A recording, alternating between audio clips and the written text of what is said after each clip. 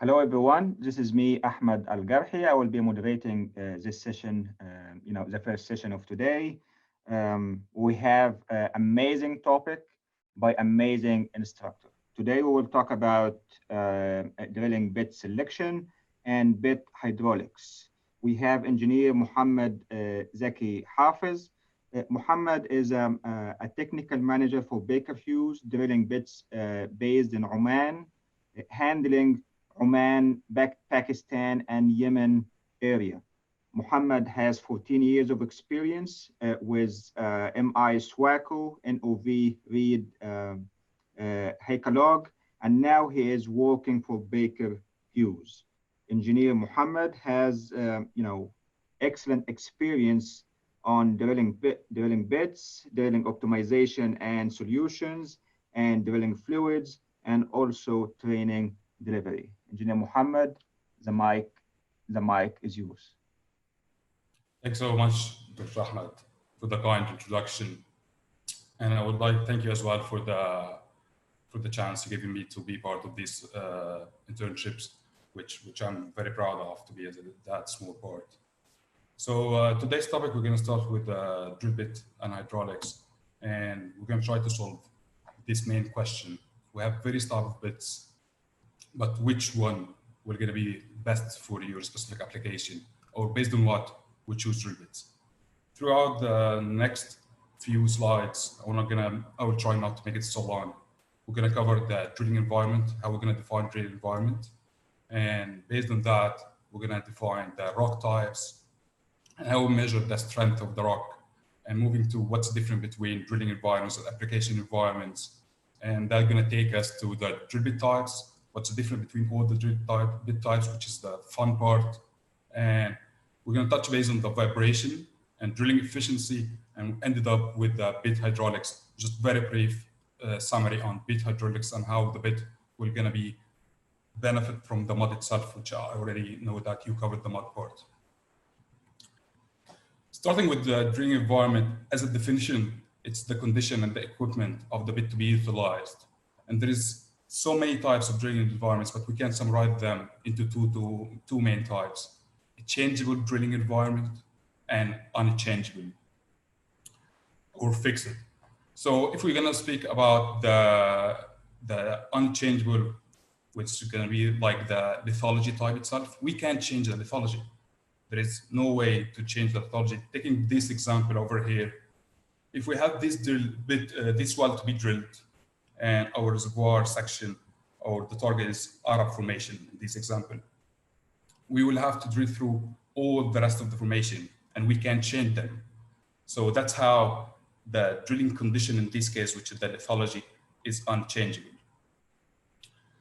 So each of these formations to have so many, or just maybe one lithology. These lithology, each of them do have characteristics based on the location and based on the type of the lithology itself, which we're going to be covering just very brief, the three main types of rocks, starting from the igneous rock, which is formed by cooling and solidification of the lava. Moving on to the more sedimentary rocks, which is the decomposition of materials, and the most famous ones like sandstone, limestone, shale, and conglomerates. And the metamorphic one, which is the transformation based on temperature and pressure in due to time, this specific depth or pressure conditions. For example, the limestone, which can turn to marble. So we have different type of lithologies, but these lithologies can have different rock strength, or we can call it compressive strength, based on their presence in specific depth or pressure conditions. So we need to measure, or to be able to measure this strength. That's all in order to select the right bit for the application. And there's two main types to measure the rock strengths. The first one is UCS, or unconfined compressive strength, which is measuring the strength of the rock at atmospheric pressure. So we just applying force until the rock starts to fail. And that's the UCS value for fairing the rock. All what we need to do in any drilling environment, we need to fail the rock basically, just to be able to drill to the target depth. UCS is usually a fundamental strength of the rock. It's a very common term to be used in the industry, and it's the minimum amount possible of force needed to fail that rock because it's under the atmospheric pressure. But it's not very relevant in our industry while drilling because normally we don't drill the rock in the atmospheric pressure or in the space. So we have other pressures from downhole pressure and the depths of the column of the mud and depth of the column of the fluids above this specific portion of the rock, which gonna affect the compressive strength or compacted of the rock. And that's gonna be the CCS or the confined compressive strength. And usually the confined compressive strength is always higher than the unconfined because that rock at the bottom of the hole will need more energy to be filled than the same rock at the atmospheric pressure. So that's two examples for the confined and unconfined. If you can see that the one on the left over here is more for the unconfined, it's very obvious it's not compacted. The confined is going to be more compacted.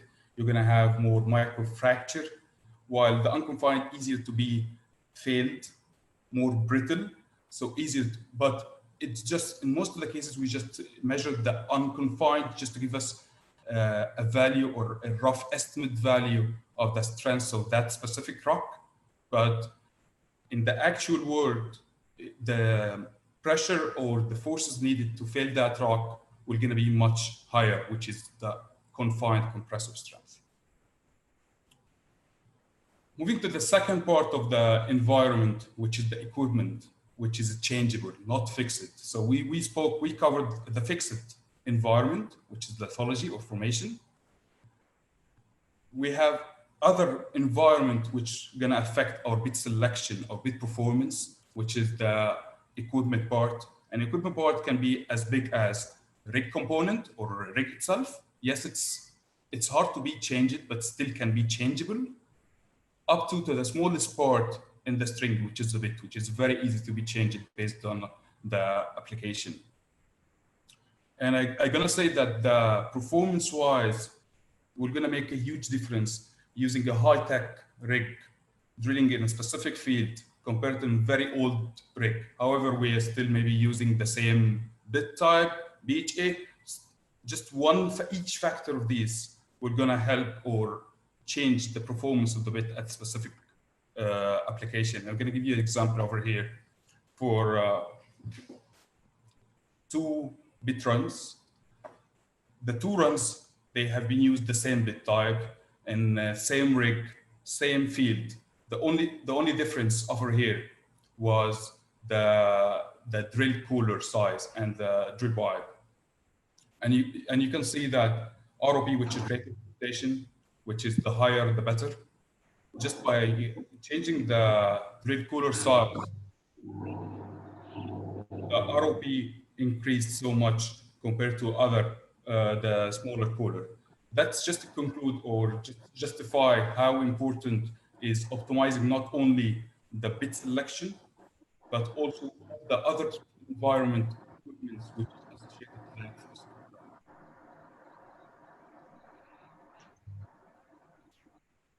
This is one more example, just focusing on bit, which is the topic of today's session. This is a well which have been drilled with various bit runs in the red. This is the interval drill and this is ROP. In order to drill this section, we used almost 4 bits. Just by changing the bit type to the more realistic or the, let's say, more efficient type, we managed to drill the same interval with just 1 run. This is just by changing 1 variable in the equation, on the drilling environment equation, which is a bit, in this case, it was from roller cone, the red ones, which we're going to cover in the following few slides, to a PDC run. Okay, so why we normally trying to compare our run with the offset over the history? there's a few main reasons why we're doing that. And one of them, which is the easy one, just to anticipate the performance. We need to anticipate how long it's going to take us to drill this specific interval, or what's the main issues, what's the main problems, how they, in the offset well, they overcome it, what bits have been used and what bits have been performing well and what bits have not been performing very well. And that's by looking at the history of the bit selection used in the offset. And from that, we can maximize the bit potential and maximize the performance or build our performance curve. And that's how important is looking at offsets in the process of bit selection. But how we're going to select an offset? There is variable of offset which can be in proper selection for us. So we need offset, first of all, to be as close as possible from our proposed or new well.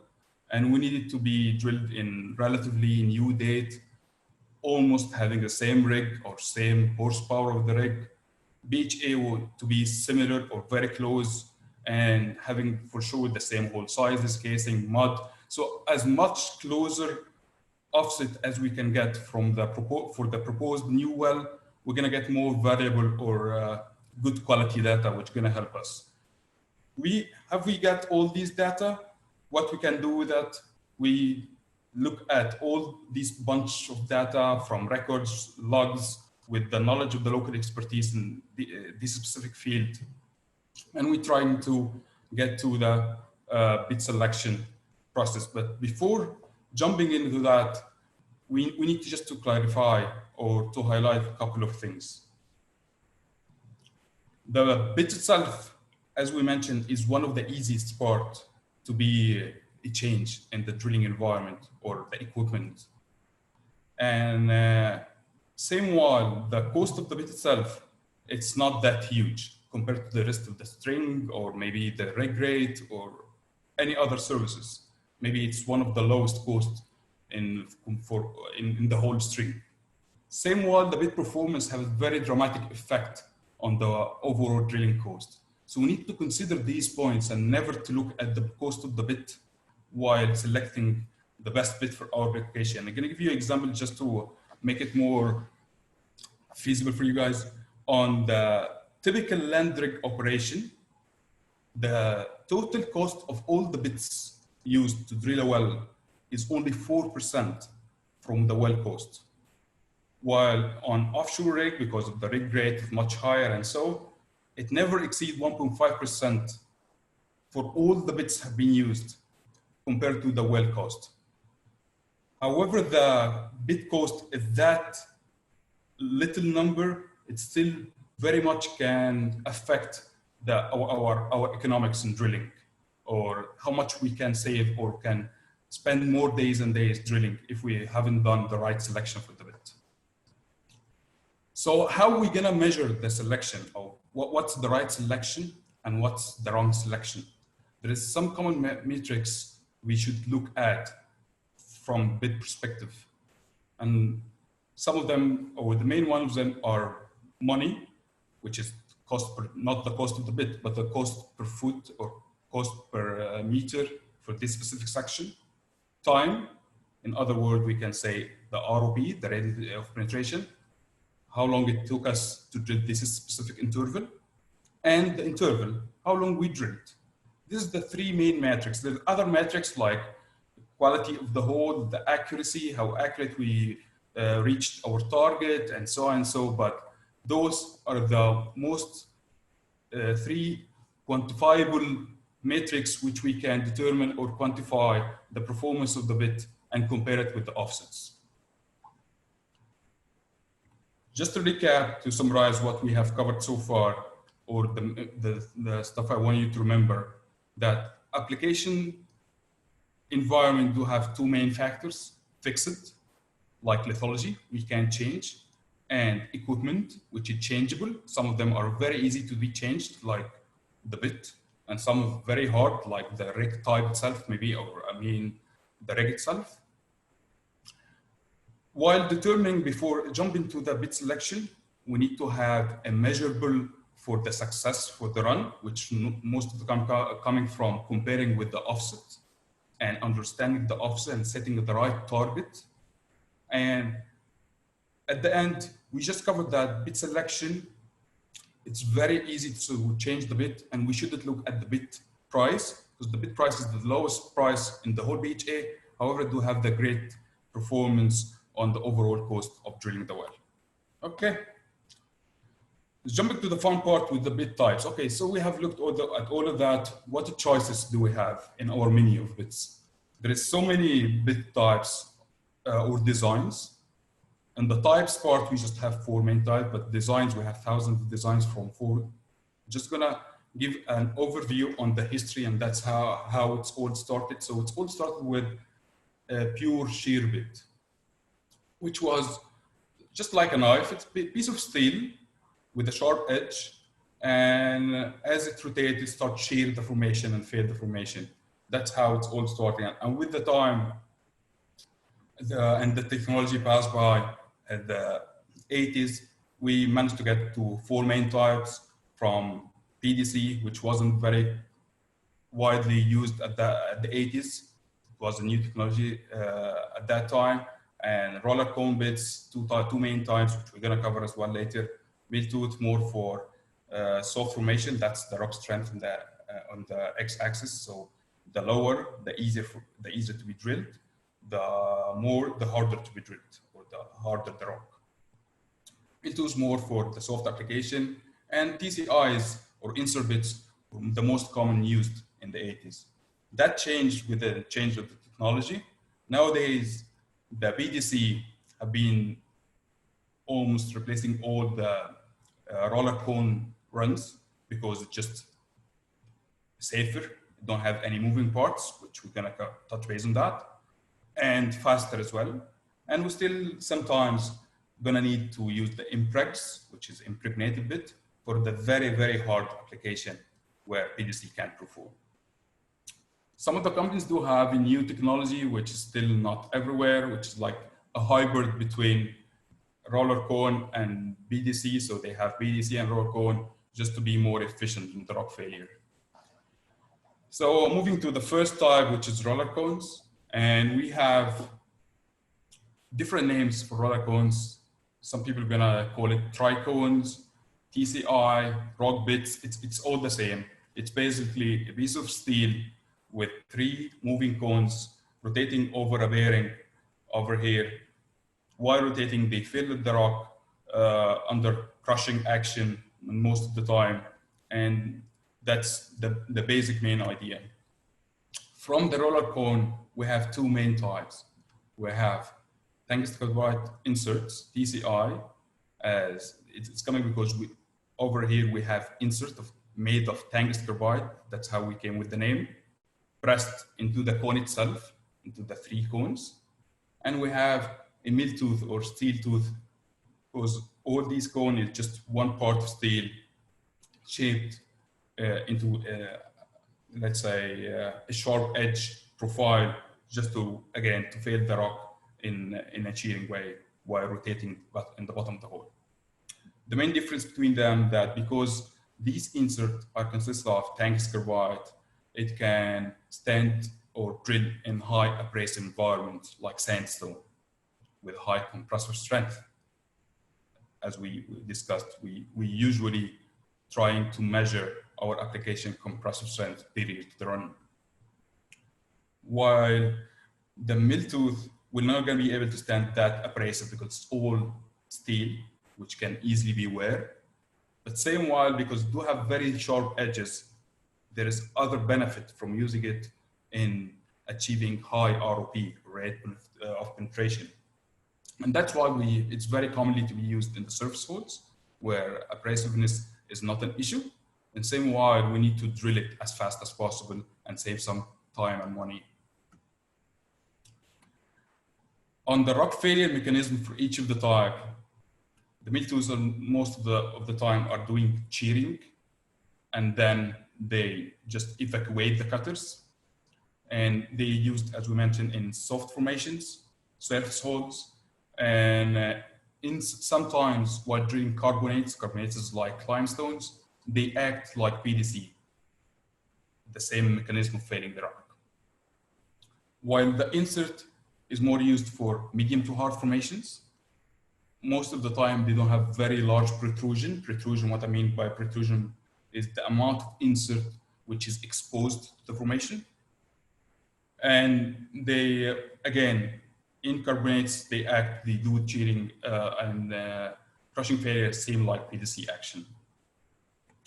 So do we have only two types, TCI or Miltus? No, from each of them, we have different configuration for each size.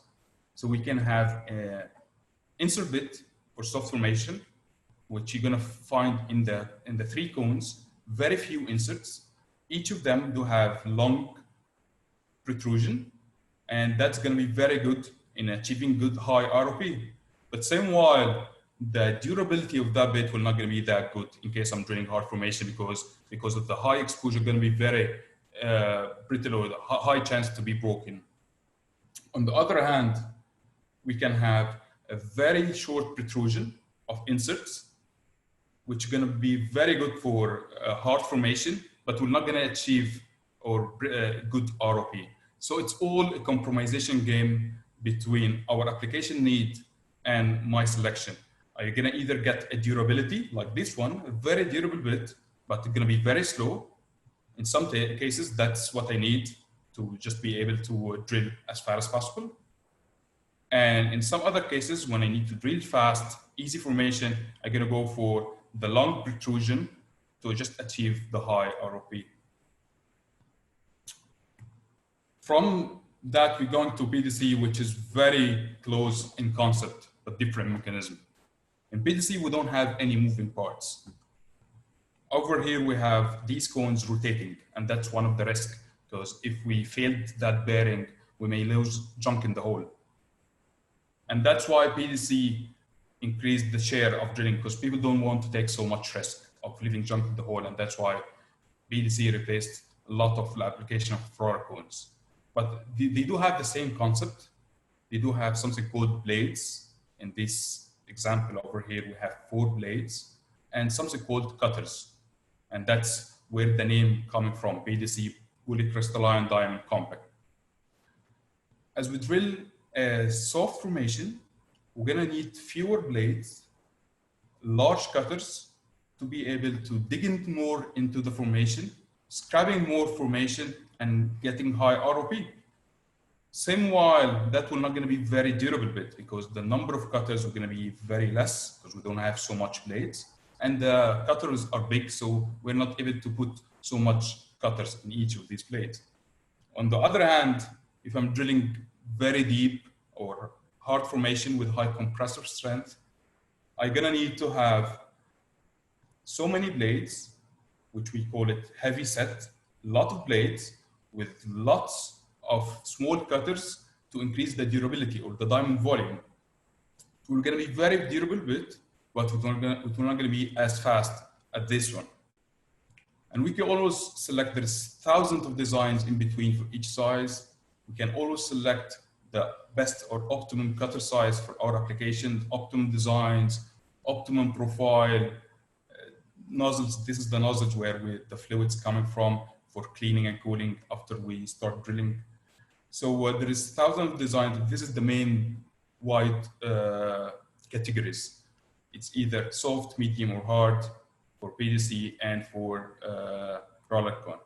But for PDC, we can have other options. We can have either a steel body PDC or a matrix body PDC.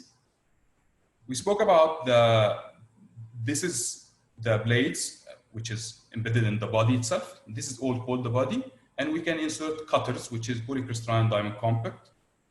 I'm speaking about the body itself now, not the cutters. From the body, we can have the steel, which is going to have some advantage like the high yield strength, very easy to be manufactured. Just you add your drawing to a massive CNC machines, and you can get the frame itself completed within hours. You just need to add on or fit in the cutters afterward. Easier to get designs change. Same concept, just change the design on the drawing and and the machine will do the rest of the work for you. On the other side, having a matrix, what I mean by matrix, it's a tungsten carbide powder mixed with alloy, which is going to increase the abrasion resistance, because we said that steel is not very abrasion resistant, so we're not going to match drilling very high abrasion environment. Matrix, we're going to be very good abrasion, erosion resistant material, which is going to help drilling through any abrasive sandstone, deep abrasive sandstone. And same while it's going to be easier to be repairable, but it's going to cost more same while, because it needs a lot of manpower, a lot of modeling, and it process much time consuming and manpower consuming, and that's why again result being more costly. Getting to the last type of drilling, which was the grinding in the old days. And in the old days, it was all based on natural diamonds, which wasn't cost efficient at all. That in very hard formation, they used very small pieces of natural diamond and just rotate them at very fast speed to grind the rock at a very low ROP. From that concept, technology changes, and we came with the impregnated, which how we can see it nowadays. It's the same concept. Instead of having natural diamond, we have synthetic diamond, very small pieces on a matrix body bit. It's embedded under the blade layers, and we're trying to rotate as fast as possible. So every time we expose one of the layers, we get another new layer. Typically, these type of bits are only used with turbine or very high speed drive type, just to be able to deliver the required RPMs. And it's a high cost operation, because the cost of the impreg bit itself is higher than the rest of the bits, and the cost of the turbine as well. Okay, so we know what bit which bit we're going to use right now, but it's not only the type of the bit which is going to differentiate the performance. It's also the parameters which are going to apply to that bit to achieve or to optimize my performance. And when speaking about parameters, I mean weight on bit, RPM, flow rate, torque, all the surface parameters which I can change or adjust on the fly while drilling and still can affect my performance.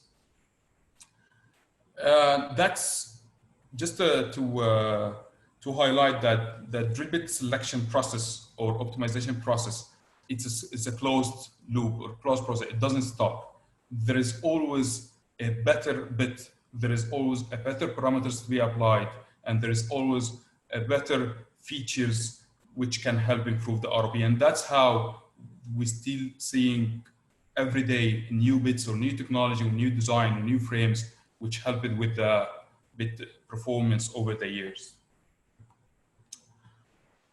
Okay, so right now we defined the application environment and what's changeable, what's fixed, and how that's gonna help in the bit selection and the rock, how we calculate the rock, what's the units or the values on calculating the rock strength, and what bits types we have, or different bit type, what's the strength and weaknesses of each of them, or the main characteristics of each of them. But while drilling, we mentioned that we add energy, weight on bit, RPM, and so forth. And we also all the time wanted to transfer this energy into ROP, into penetration, into making a hole. But that's not the case most of the time. Most of the time, we have our energy applied over here on the rig side, transferred to ROP and vibration. And it's as important as selecting the bit is trying to reduce. We're never gonna eliminate it completely, but reduce as much as possible the amount of vibration or energy wasted in vibration and not getting to penetration rate. Again, it's a summary. energy in, energy out. So that type of energy which we are applying from RPM, weight and bit torque and pressure, we can see it out in terms of either vibration and heat, or ROP, which is desirable in that case. So in order to be able to eliminate or decrease the amount of vibration, we need to understand the main types of vibration, characteristics, how we can identify them on the surface while drilling, and then we can just give a very short briefing on how we can reduce each of these types. Starting from the axial vibration, first of all, there are three types. The axial vibration, which is like, they call it bit bouncing, as you can see over here. It's just moving the bit or the string up and down around its axis. Very mostly to be seen with roller cones, because of they have cones, they have moving parts, so they're more prone to have axial vibration.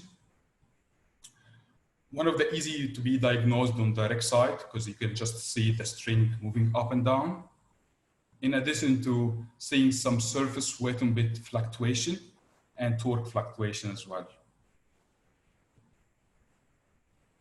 These bouncing will not gonna only affect the bit performance or damage a bit, it can even damage the rig or the surface equipment. And sure, it's gonna affect, because we damage the cutting structure of the bit, it's gonna affect the ROP and gonna have shorter runs. Easy fix for axial vibration, just to increase the weight on bit, so you're gonna force the bit to tag on bottom and not even leaving the bottom anytime. That's one of the easiest vibration type we have, axial vibration, because we do have an easy fix.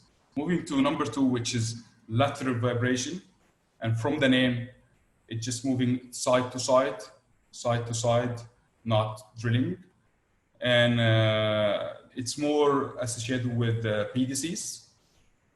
It can damage the PDCs, as seen over here. Normally, what's needed, we are willing to have the bit only rotating around its center with no shocks. I'm going to see another video more clear for this. Is how we would love to see drilling, just drilling concentric hole with no side-to-side shocks, which can damage the bit and all the rest of the string. This type of vibration can cause damage to the cutting structure, which is going to affect the ROP, the interval drill, as well as it will damage the BHA components, any type of BHA components, maybe causing MW failure, and we're going to affect the whole quality. And all of that, we're going to end up increasing your drilling cost, which is undesirable. There's some signs to determine if you have lateral vibration on the surface. You're going to see torque increase and ROP decrease. ROP decrease because you start losing your cutting structure and you're not applying your parameters the right way to make a hole. You're applying your energy are wasted on that side-to-side movements or shocks. Easy fix on the spot is just to stop drilling completely, get off of bottom, release all the energy and get on bottom again, but decrease the RPM and increase the weight a bit in order again to force the bit to be more stable on the bottom and not to having the side-to-side shocks over here. Our last type of vibration, which is torsion vibration, and from the name, it's just wiping up the string and not having consistent RPM as we're applying for the surface. And it's more associated with PDCs. We haven't seen it so much with the roller cones. And basically it's that most of the time we're applying a constant RPM from the surface, but that's not the case if we have high torsion vibration. The case downhole that the bit itself will going to completely stop for a microsecond, so part of the second, and then jump all over again in rotation, and all these excessive loads will gonna hurt the cutting structure as well as the ROP, or our rate of penetration. It can be determined on surface by seeing fluctuation in the torque and fluctuation in the RPM, And for sure, if we have an MLWD or any vibration recording tool downhole, can easily be detected. So that's how we can detect it on the surface. You're going to see fluctuation in the RPM, high fluctuation in torque, and by the time you're going to see the ROP decrease. Easy fix is to increase the RPM. And why do we increase the RPM? Just to allow the bit, or our system in that case, or the VHA, to overcome the reactive torque which force it to stop or slow down. So just increasing the RPM, we're going to increase our torque we generate to the system to overcome the reactive torque of the formation and causing the stick slip or the torsion vibration.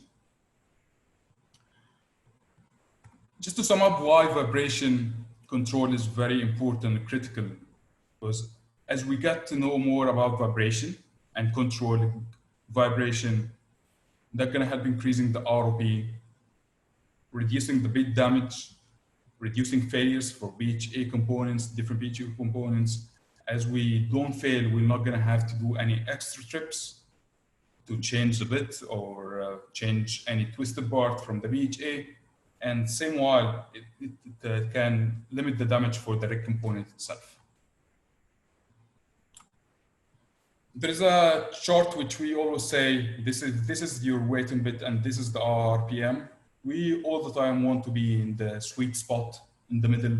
We don't want to have a very high weight in bit with low RPM, which may cause torsion vibration. And if we would go other way around, we increase the RPM with very low weight in bit, we're going to go for lateral vibration. And that's why it's critical to have a sweet spot of combination between weight in bit and RPM in order to avoid or to decrease the potential vibration in your specific application. Just a quick summary, summing up the types of bits from PDCs. Advantage nowadays with the new technology, they're very fast. They can live a long life. Because they don't have any moving parts. Adaptable to many formations. So many formations can be failed with the action of a PDC. And same time, because they don't have any moving parts or bearing or stuff like that, still can be repairable. We can just change the cutters if the body in good condition to a new cutters. There is some limitations, however, which is more on the impact damage. Still, they are not very good in handling impact damage, especially if we're speaking about matrix body. Yes, they're very good in abrasion resistance, but not impact resistant. Stability of BDC is not the best. As we mentioned, two main types of vibration, very harmful types, are more associated with BDCs, which is the torsion vibration and the lateral vibration. And for sure, because it needs more manpower, and so it still have higher cost than roller cones. Moving to roller cones, we have mill tooth. Advantage of mill tooth, very fast, good stability, very stable bits. And price-wise, it's just one piece of steel. Even the three cones are just shaped or machined from steel. So it doesn't cost that much and can achieve very good ROP, especially in surface hole or non-challenging holes. Limitation, first one for sure going to be the moving part. So having a bearing, which can have having a junction hole. And the wear rate, as it's all steel, so can easily wear up if we're drilling any abrasion formation. Moving to insert, compared to at least mill tooth, it can drill very wide range of formation. So we can fit in different inserts for different formations based on the compressor strength, which is going to allow us to use it in wide range and still much more stable than BDCs. It's not prone so much for lateral and torsion vibration, with the same limitation of the mill tooth of having the bearing, and same while it's still slower than the BDCs. Last but not least is the impregnated bits, which is one of the advantages is that they can drill in a very hard formation. It's very durable, very low chance to leaving junk in the hole. While the limitation is going to be all based on the very slow ROP, and they need special equipments to be run or high RPMs like turbines, and mainly going to be for a very deep, high cost operation.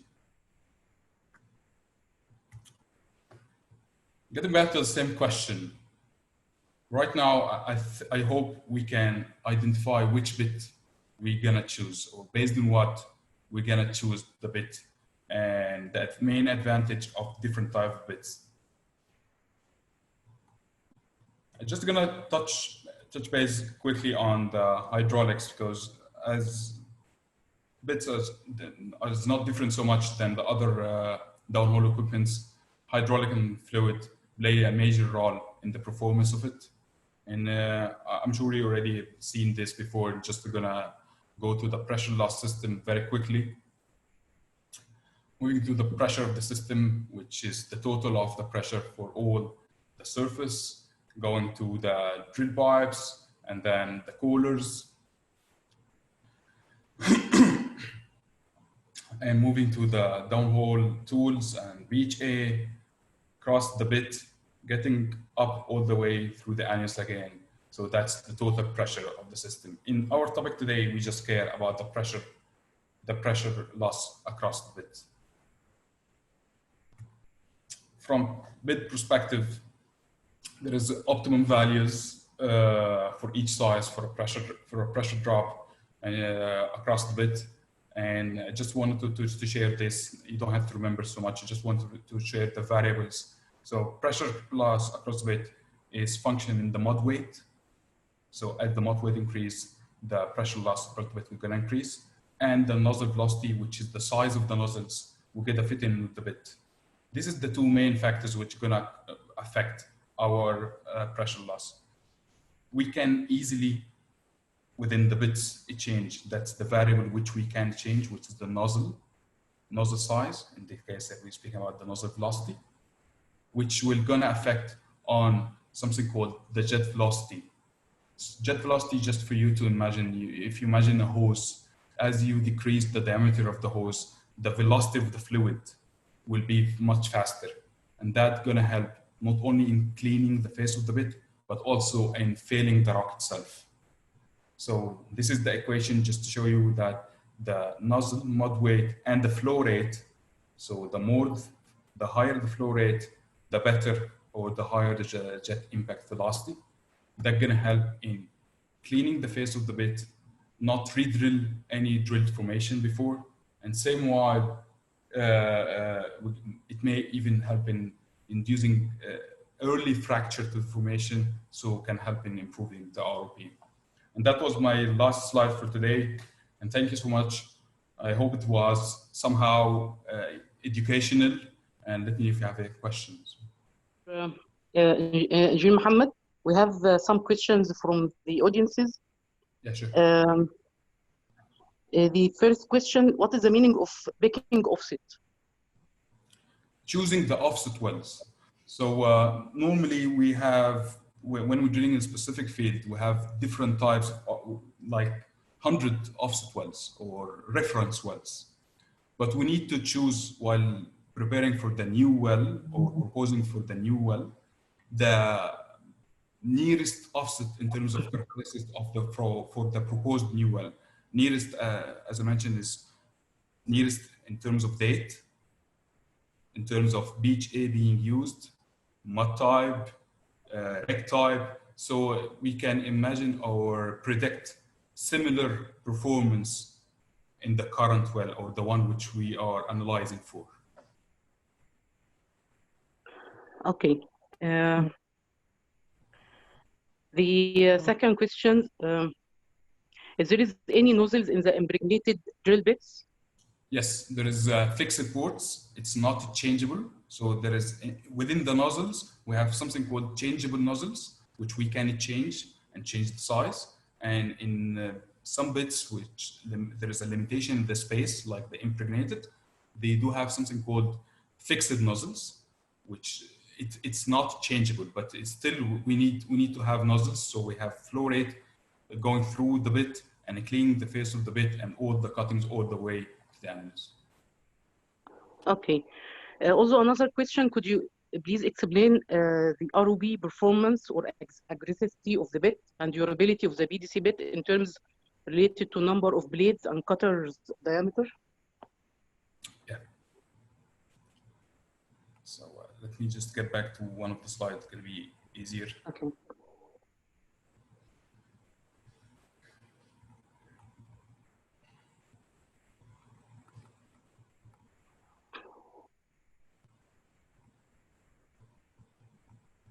Yes, this one.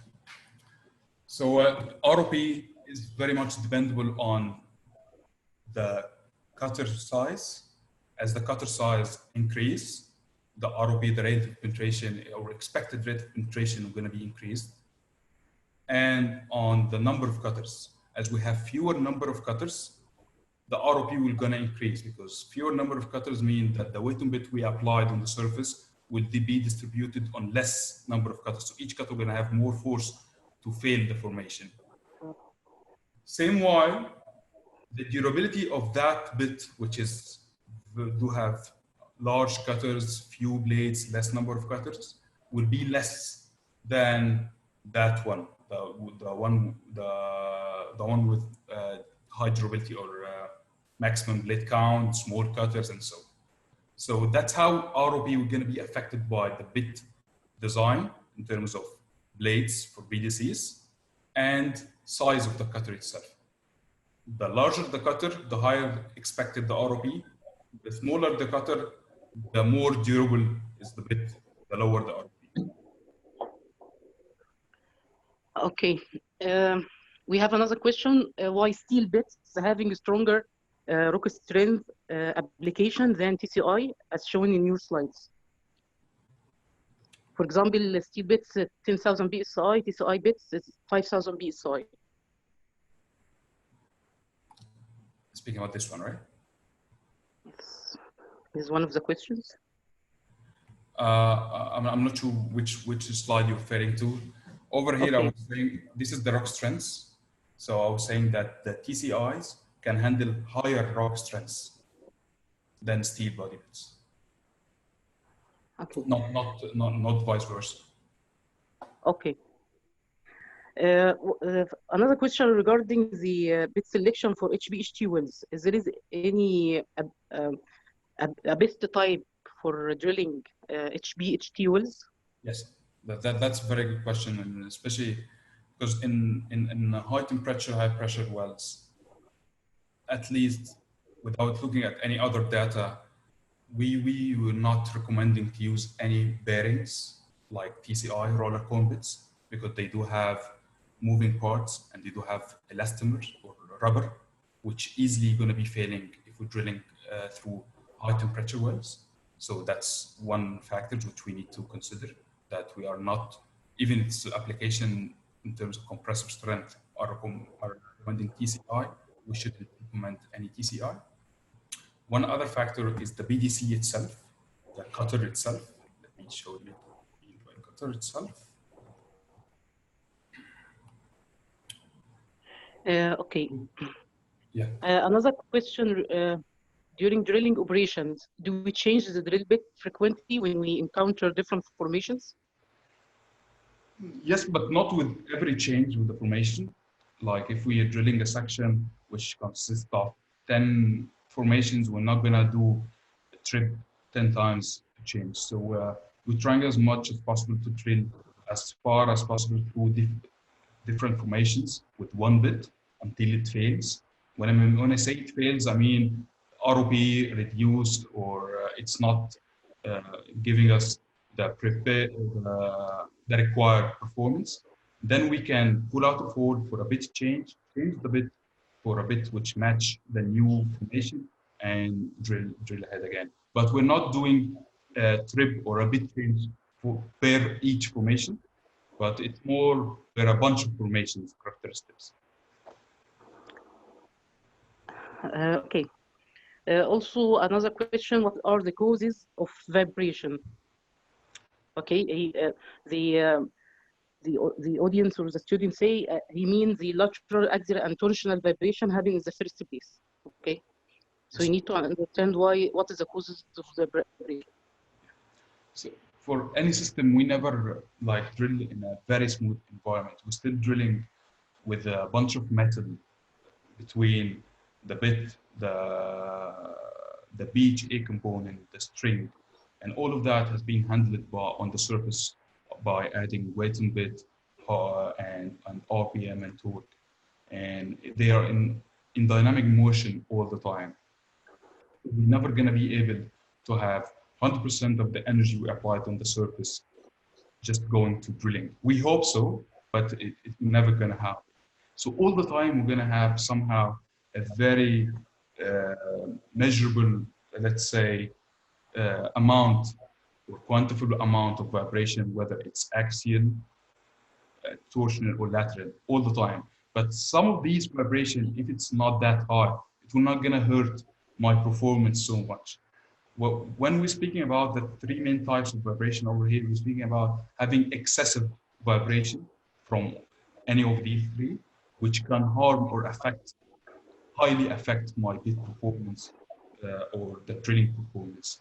But we're never going to drill in an environment with zero vibration. It's not going to happen because we're still drilling in a very harsh environment. We're interacting with the formation. We have pressure downward. So there is always going to be somehow a type of vibration and type of energy loss through vibration and through temperature as well. Okay, our last question, the interesting one. What is the relation between mud properties and bit selection? There is any relation? Mud what, sorry? Mud type and properties and the bit type. There is any relation between both? Yes, but we Do you don't prepare have certain type of bit in certain condition or? Yeah, yes, we don't have so much influence on the mud type. It usually comes from more other studies which the team, drilling team, have been doing. But there is a correlation. If we, for instance, in specific well, we have been using a very high mud weight because that's what's required to hold on the formation, or we've been using oil-based mud because that's again the requirement for this specific formation. That's going to negatively, for sure, somehow affect the performance, and we should consider while selecting the bit. But still, the effect is not very direct unless we are using underbalance drilling or air foam drilling. That's going to be very direct effect because in that case we're not going to be recommending any roller cones. But other than that, yes, there's going to be an effect on the performance, but it will not going to change so much on our selection. Okay. Thank you very much, Engineer Mohammed, for this very interesting session. And the audiences as well, they thank you. And they wrote in the Q&A section such amazing session. Thank you very much. And they appreciate your great webinar as well. And hope maybe you can give us another session in the future, inshallah. Love you. Thank you guys so much. And thank you, Thank you. for allowing me to be part of this.